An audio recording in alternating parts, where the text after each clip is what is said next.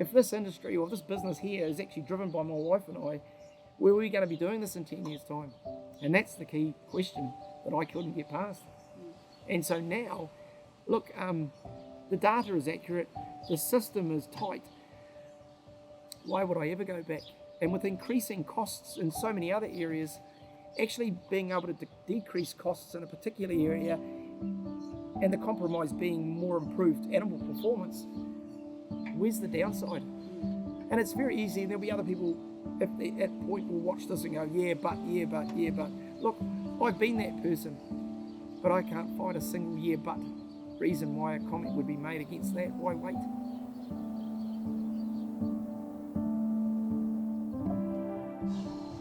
I'm Keren Leslie. I'm married to Paul Leslie.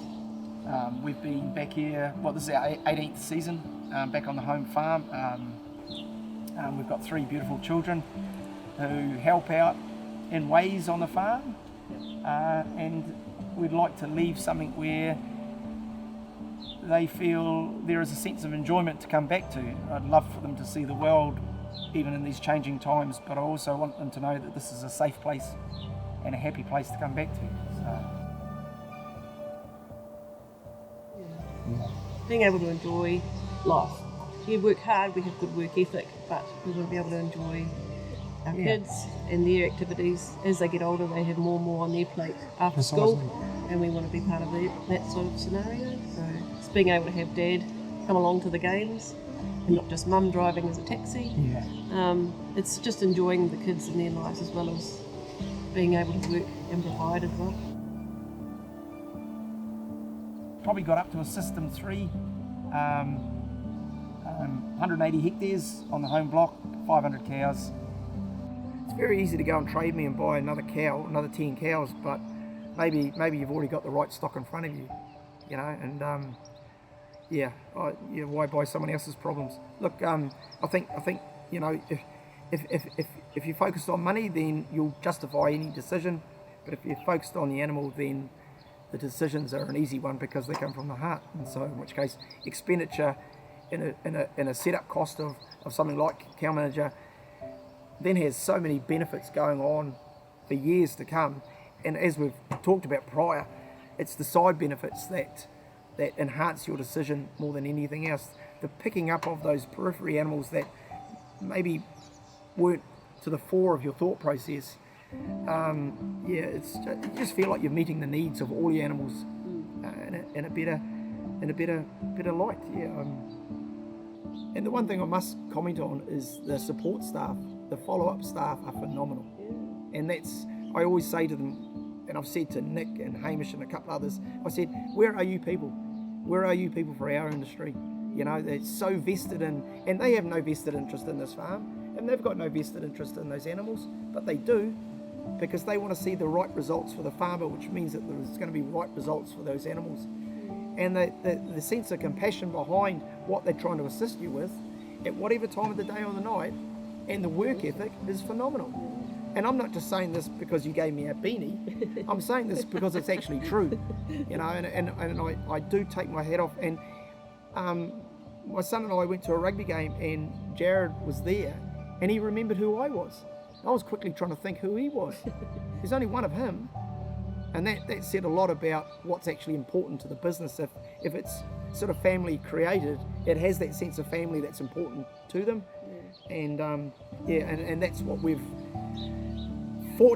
very fortunately, having gone through a connection with CowManager, we're very fortunate that we've actually fallen on our feet with what I feel is a company that I want to be aligned with.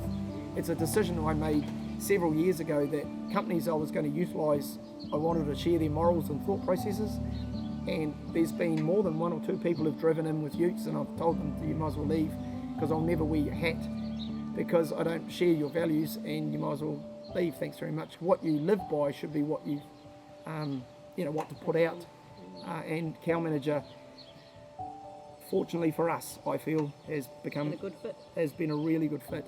And we discussed before, what if the payout dropped? What would be things that you would get rid of? Well, it wouldn't be this. There'd be other ways you'd challenge your own business system, and I think that's benefits of showing up too much. It's actually really simple. And that's the beauty of it. The last computer we bought, the guy, yeah, he still had pimples, bugger him. He said, oh, you're only going to use about 20% of this machine. It can do this, that, and the other. It was like, don't care. This is what we need it to do.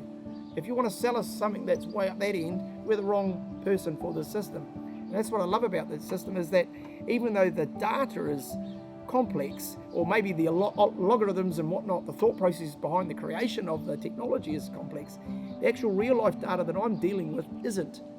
And I'd still rather be that person that's out with the animals rather than sitting in the top of a screen and then ringing a staff member saying, this is what you knew and blah, blah, blah. No, I want to be the person that's out there.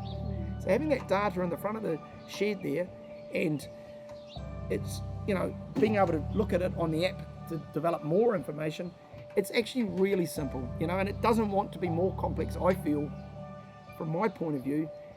Because it's okay for these 25-year-olds that are coming into the industry that are all these techie-minded, but... Yeah, we left uni before internet was a thing, so we had to read books. But so I'm not really keen on it, but it hasn't been a hard challenge. No.